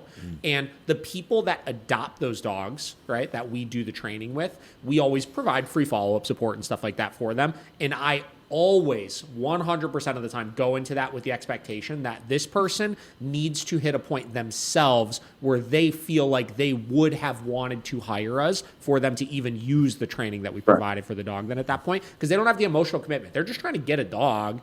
They weren't like, oh, like, I want training, I'm going to go seek out trainers and research trainers and all that kind of stuff. So that's a big that definitely is different. So I would say, listen, like, I'm not here again to be giving advice or telling you what to do, because obviously you know what you're doing, right? But like, successful. Go ahead. But I would be focusing all of my energy at this point on just like marketing yourself really well, so that people start just finding you, Travis Brown, Dog Walk Rehab, and want to hire you for services. So as I was looking through your social media channel, the thing is, like, you post dogs looking really good, right? Like, the dogs, like, your walking videos are very impressive. Like, there's not many people that can take 6 dogs for a pack walk and have them all loose leash behind them and looking calm and, walking nicely with you and stuff like that. You have dogs off leash constantly, this and that. The problem is you're not showing a story of like where these dogs came from. You know what I mean? So like, I look at that and I'm like, oh, cool. Like, these are all great, right? Like, these videos look really good. Like, life looks like it looks cool, right? But I have no reference point of, you mentioned your 2 dogs had serious human aggression issues, right? I would have never known that if you didn't tell me that based on your thing. So I would start sharing those stories, and, not just verbally. Obviously, verbally is important to be able to communicate it. That's why we do podcasts and stuff like that. But that only goes so far also, right? As far as people need to see these dogs and the transformation that they're actually making. You know what I mean? Well, I have a video of Millie trying to eat me when I met her. Sure. it's a before and after. I have ADHD, so Sure. like when I'm showing up, the last thing I'm thinking about is a camera. I understand that.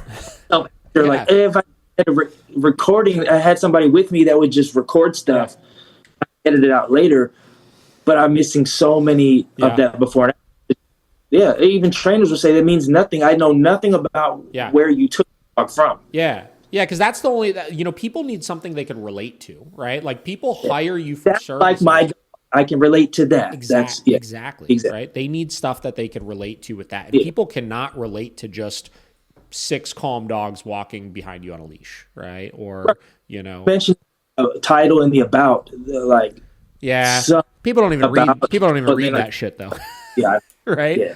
So that's my thing. And as far as the filming thing, dude, there's a couple like great hack arounds for this kind of stuff. One of my colleagues that's up in Canada, she was the first person I ever saw do this. She got the freaking those Ray-Ban Meta glasses that have the fucking camera on them. You know what I'm talking about? Yeah. Dude. And she films everything with those fucking things. And it's so easy. I've considered buying them myself because I'm like, shit, like that's a great idea. So she records all her sessions and stuff that she does via that. Because all you got to do is just tap the side of it or something and it starts fucking recording onto your phone. Then and there's a mic on there? Yeah. There's a mic on the side of it and everything. It's like the AirPods where you got like, you got a microphone so you can take calls and stuff through it. But yeah, she uses those to film shit all the time. Like just go buy a cheap like cell phone tripod or something and just before you start your session, just set it down somewhere, And I've seen your videos of you in homes and I wondered, how do people really feel about it? Because I don't want to ask anybody, can I film inside your home at your worst, at one of your lowest points with something that you might consider like your child? No, it's a good. That's good, right? So, because this is something that we've had to kind of play around with a little bit as we do it. So, thing number one, obviously, is the more you post that you are filming sessions and stuff like that, the more people will expect it. You know what I mean? Right. So that just kind of helps. Where like our clients know how much content we put out, so it's like it's not a big deal for like when they hire us, they know there's a high probability, especially if they have a dog with behavioral issues, that they're going to be to some extent on camera with stuff, or the dog will be on camera or something like that. Ironically, even fucking Fritzy, the German Shepherd we recently had, and his owner, when he dropped off, he handed us the leash and he's like, "This is going to make a really good video." That's what he said to me when he handed off the fucking leash, right? So that's thing number one. Thing number two is we used to film with a really big like DSLR camera, like a high quality camera when we go into sessions. We actually stopped doing that and we started filming on just a cell phone now, so it's a little less in your face. Yeah. And sense. Also cell phone footage now is like just as good of quality, honestly. No, it's not. So we started doing it on a cell phone. Thing number three, like the girl that comes with me to the sessions and films everything. One of the big conversations we had when she first started with me is like, your job is literally to be the fly on the wall. Like, I don't want you like in anybody's fucking face. I want you being kind of you'll notice a lot of our videos are not like super zoomed in or anything. They're from a little bit wider of a view because she's usually like all the way in the corner, just like minding her own business, just like very discreetly kind of filming stuff, not to try to hide it, but so it doesn't feel like boom, camera in your face kind of thing. Thing number three, we have some like nonverbal things, like looks and stuff we'll kind of give if it's like, hey, don't film right now. You know what I mean? Because there are some sensitive moments where when we're working with clients and emotions are high and this and that, like we'll kind of like, hey, like I'm going to be respectful to the client and not try to like exploit your absolute worst moments that you have. You know what I mean? And then if it's a client where I'm ever just a little bit unsure on, what I'll do is I'll feel out the first session myself and I won't bring her to the session. And what I'll do is if it feels good, right, and the dog is really poorly behaved and stuff like that, I'll just quickly take out my phone and just take like a 15-second video on my phone or something like that just of the dog so I can get the before footage. But I won't film obviously anything else at that point, and then I'll have her come to the next session or something like that. So you just gotta. This is where like I'm gonna do the Cesar thing here, where you gotta just use your intuition a little bit with this, right? And feel out the scenario, and you'll see that there are some people like you don't want to go into it ever with the expectation that I'm filming everybody no matter what you think. But at the same time, right? If you're showcasing your work enough, people will expect it. And there's a big difference between what I'm doing, which is like having another person literally with me with a camera constantly, versus what you would probably do to start off, which is just pulling out your phone every now and then, just taking a quick video of like what's going on in the situation, right? So those are kind of my things that I do as far as that, to kind of feel it out. Yeah, I just need the thought to pop in my mind when I'm arriving. When I'm pulling up to a house, like Jordan waiting for the ball to tip off. Sure. I love it. Yeah, I get all goosebumps, and I'm ready to. It's like it's a playoff game. Yeah. Mm-hmm. The last thing I'm thinking about is a camera. So I almost need to put like a sticky note. Yeah. On my dashboard. Yeah, something like that, honestly. You know, whenever you think of it, just try to just the first, when you go in, just kind of have your, like, you know, phone at the ready, not like straight up in people's face, but just be ready to film if there's anything kind of crazy going on. And just try to capture that. So that would be my first thing, obviously. And then the other thing I really think you probably could I know you said, obviously, your clients are really happy with the end result that you're getting them, which I believe you. You know what I mean? Like, I think, especially given how you're getting these clients through the rescue world, I think they're happy to just get, you know, those couple sessions paid for by the rescue and learn some pointers and get things moving in the right direction and stuff. But you trying to cultivate and build an even stronger relationship with these clients than on the back end, where you're just like going above and beyond, and like maybe just like scheduling out ahead of time before they even ask for it, like a couple of extra check-in sessions or something like that, just to really not just see like, okay, we're starting things, but see then, okay, a month from now, 2 months from now, like, where are we at with things? Like, let me see for myself. Because I've had many clients before that I've done this with where they're like, oh yeah, things are good, right? And then I'll schedule that follow-up, I'll come out, and it's like immediately we have this moment where we kind of like look at each other like, things haven't been quite so good. You know, this isn't as good as you want it to be, right? And they're like, yeah, I guess you're right. And there's like a bunch of red flags right off the rip and stuff. And then I could help them see an entire another level of training that they didn't even think that they were able to achieve because I kind of pushed them to it. You know what I mean? Which then gets them out of this zone of like, okay, I'm a happy client to I'm a through the moon ecstatic client then at that point, right? Yeah, that's a lot. You know how you alluded to this point. A lot of people are real good about I put on a that was good, but are you ecstatic though? Yeah. Because if you're not beyond impressed, don't pay me anything. Sure. Yeah. So that forces me to up my. But a lot of these people are so blown away by the end of the first session. Sure, honestly, I get it. I'm doing this with the dog with the leash. They're walking on dental floss. I can get them walking on dental floss and keeping an ear all about it. Yep. Then I'll hand the leash to the owner. Yep. And I tell them, I want to prove that it's not just me. Yeah. Now you walk around either in the house or outside, and the dog is following, like totally on dental floss, and they cannot believe it. Mm-hmm. And I do check the ones I get that are outside of the rescue. I do check on them a lot. Yeah. And things always seem to be going well. If they're not, they do schedule follow-ups. Yeah. Some dogs 5 to 10. Yeah. But with these rescues, it makes it very difficult, and I think it does force me to get to the root and provide them with a script or a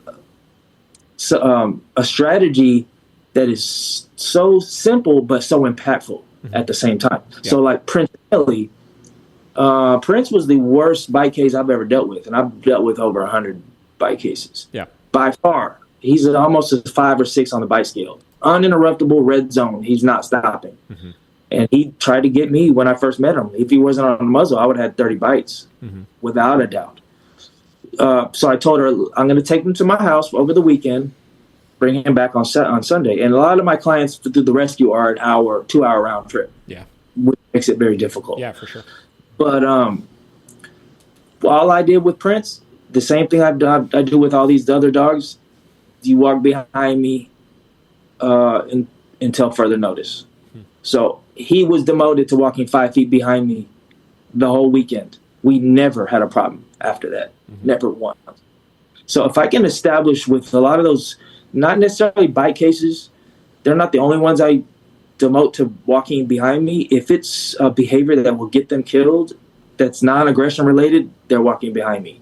So once I've established that, and I get the owner to get the dog walking behind them, it's almost impossible for a dog to feel like they're in control of the environment if they're walking behind. It is hormone manipulation therapy. Then it's a matter of copy and paste from there.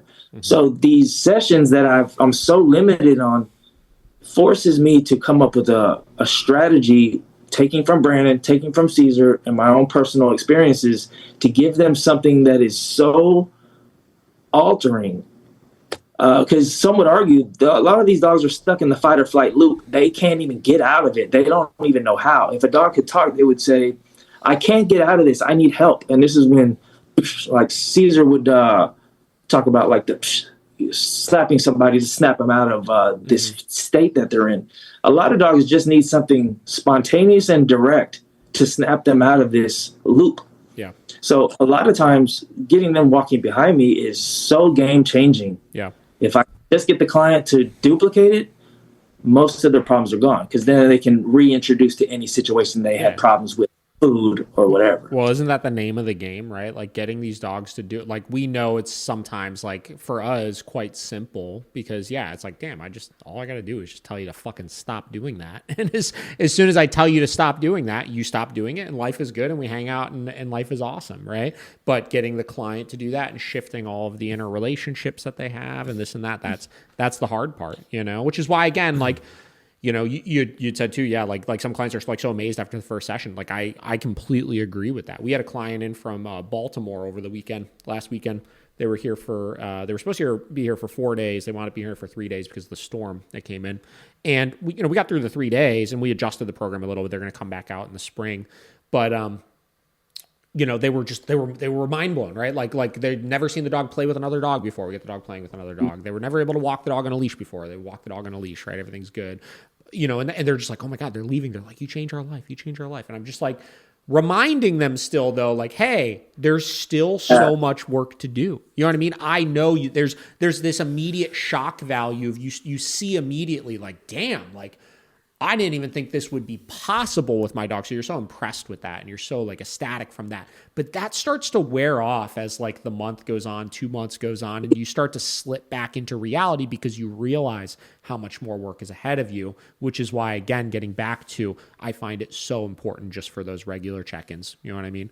Which, again, it sounds like you are doing with the clients that do reach out to you, but maybe even some of those rescue ones, but I don't want to, obviously, if you're driving 2 hours round trip, that's a bit of a fucking hike, but for the I would do the rescue. I would hear about it. Yeah. If what I did didn't work and that dog had to be returned and was euthanized, I would have heard about it. Yeah. I will. You might see this more than I do. I think that for many people, once they adopt a dog, unless the dog is posing an immediate danger risk to the people in the family, they're not returning the dog. You know what I mean? Like, they're like, well, I'm stuck with this thing now, and there are plenty of people that do it, don't get me wrong, but like... That's all my cases. I know there are that don't, but almost all of mine, they will. Yeah. All right. They will. Yeah. And I had to have a very hard conversation with the client. She had a shepherd that was trying to kill both the dogs in the house. Yeah. And she had kids running all around, and I had to ask her, do you need me to give you permission? Is that really why I'm here? Yeah. To give you the okay to do this? Yeah. Because she had the dog 5 years through this rescue. Yeah. And the rescue was considering taking the dog back in, but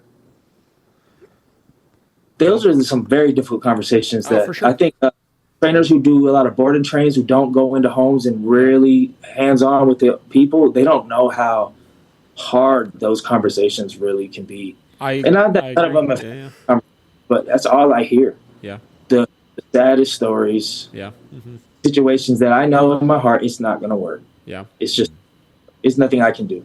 Yeah. Yeah, there are definitely situations like that, that's for sure. Travis, what do you want? What do you think the biggest takeaways for anybody that is listening to this that either is a dog owner or a dog trainer or whatever? Like, what is the ending advice or words of wisdom you want to leave people?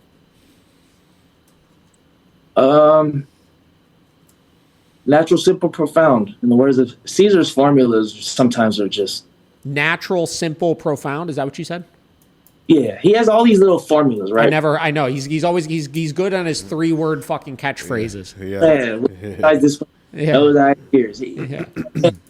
What's that one? I haven't heard that one before. Those eyes, ears? No. The natural or whatever that one you said. I'd never heard that one before. Yeah, keeping things as simple and as natural as possible. Sure.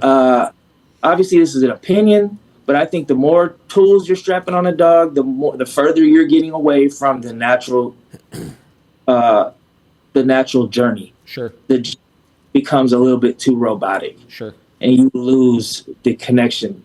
It starts looking a little bit too much like programming a computer. Yeah. So enjoying or embracing the journey and not focusing on the end goal is a big deal. And I'm really big on non-physical. I would consider Brandon almost like a middle ground between balanced and force-free. He's about as force-free as it gets. No, he does not. Oh, we are not ending on that note. Bro, yeah. You know how that dude disciplines dogs, right? Huh? You know how that dude disciplines dogs, right? His go-to method is the fucking rolled-up magazine that he's fucking chucking at dogs. I would not say that's his go-to. I would say, no, I would not say that's his go-to. I don't know, man. I would say that nothing in his catalog reflects that. What, dude, have you ever talked to him before? You've had a personal one-on-one. I have, and I had a client that did virtual training with him as well, that had dogs with fighting issues, and a mentor of mine also did virtual one-on-ones with him. Like, we went deep in the Brandon Fouché rabbit hole for a little bit, and that is definitely one of his go-tos with things for the more. What would that be technically? Because that's a physical. So for the physically submissive, mentally dominant, right, dogs? Like, that's kind of, would that be correct? You probably is he saying he's hitting the dog, or he's throwing that fucking magazine at the bonker? Yes, it's like a bonker, but it's a magazine. Yeah. Which again, I'm not even saying I'm like, hey, like you shouldn't do this or anything like that. I'm just saying, man, like that dude disciplines dogs, man. Like he does. But let's just say, aside from that, there's no physical. It's energy, body language, and sound. And if you can show me anywhere in any video, it's backed up by that, though, right? Like, so, like you'll notice in the video he had on his website for a while that you could purchase. That was like the hour-long like conference kind of thing or whatever. And at the very beginning, he shows. I think that. I don't even know if it's still on it. Again, this has been a long time since I went down the Fouché rabbit hole. But in that video, he's got some dogs he's socializing at the very beginning. He lets these dogs out together with each other, and they start squabbling a little bit. And he goes, hey, and raises his hand like this. And you see every single one of these dogs flinch like they're about to have something fucking chucked at their head and go dispersing in opposite directions, right? And that's what I'm saying. Like, so he's conditioning in these movements and these cues, right? By having a physical aversion, no different than like I would pair a no marker with some type of consequence. And I mentioned like when I say no, the dog's like, oh fuck, like because it's a classically conditioned response that the dog is having to an aversive that's been paired with that signal, right? The only difference is in Brandon's case, he doesn't, and this was kind of a gray area that we like disputed on a little bit in our call, was that like he's like, oh, like it's the energy kind of thing. I was like, but that's still a signal that's been paired with this. It's just not a consistent one that you're using then at that point. But again, I'm not like he disciplines dogs like very frequently with stuff. Important to clarify that he uses a lot of sound to intimidate dogs. Yep. And I do the same. Yeah. And I don't have to touch them. I never, because I worked for kids for 15 years. You can't touch them. Sure. And you can't yell at them either. You do have to figure out how to influence them in a certain way by getting in their head. Yeah.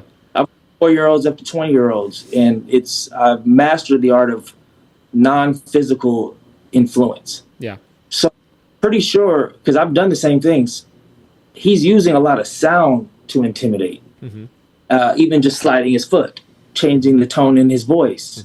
All these things are psychologically dominating. I think we're speculating a bit to as far as how often he's putting these things into practice, how he's getting the response from the dog. But I can intimidate a dog very easily without touching them.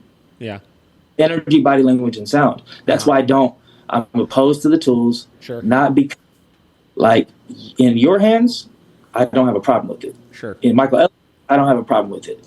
But putting them in the hands of regular dog owners, I have a problem with that. And it gets people further away from the art of genetics and instincts non-physically, because that's how the animal world doesn't do it physically. Yeah. Unless it's absolute last resort. It's all energy, body language, and posturing. Yeah.